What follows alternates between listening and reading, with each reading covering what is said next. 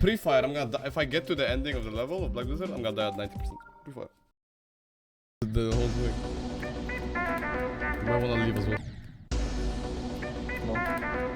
These people, they fill me with determination. Oh, I fucking died. You feel me? Come on, Fabdi, we can do this. Fabdi. There genuinely was a guy named Fabdi. Makes me think Fabio and Abdi. Fabdi.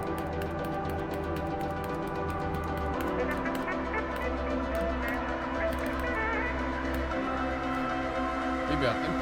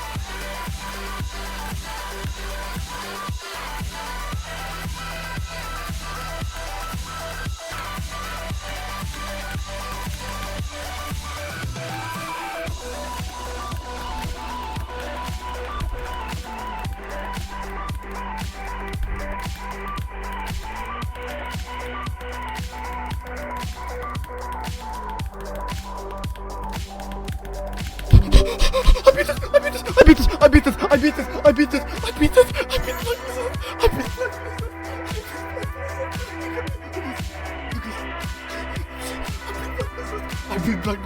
I beat Black Blizzard. I beat Fabi.